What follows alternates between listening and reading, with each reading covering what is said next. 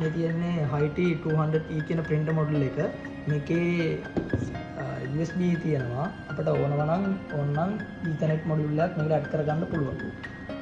එතකොට මෙතන තමයි card input කරන තැන. මෙතෙන්ද card 100ක් එකපාර load කරගන්න පුළුවන්.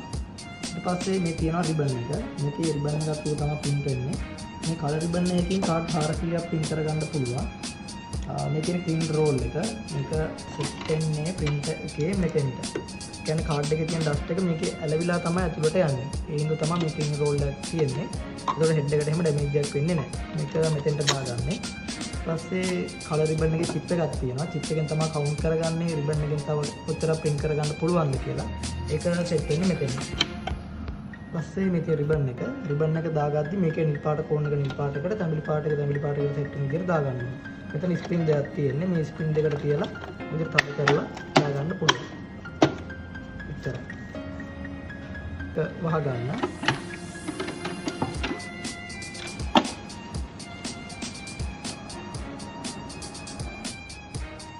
මේකේ printing preference වලට ගියාම මේ print එකේ settings ටික අපිට බලා ගන්න පුළුවන්.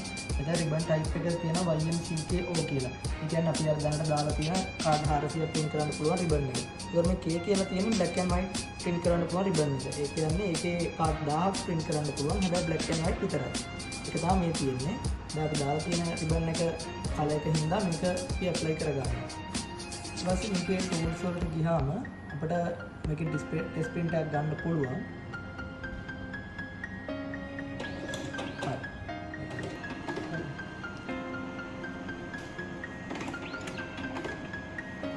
print එක කියන්නේ color print එකක් print වෙලා එන්න යන්නේ තප්පර 20යි.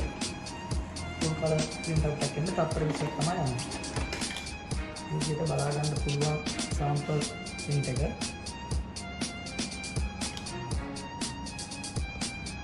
මේකේ මේ card design CS කියන එක තමයි මේ print එකට එන software එක.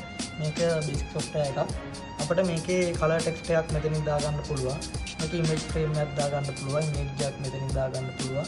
මෙතෙන් background එකක් දාගන්න පුළුවන්, barcode එකක් දාගන්න පුළුවන්, QR එකක්, present text එකක් එහෙම මෙතනින් දාගන්න පුළුවන්.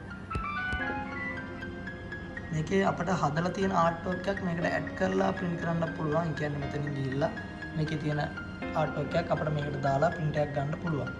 එහෙම නැත්නම් අපිට artwork එකින් එක design කරන්න ඕන වෙන්නේ නැහැ.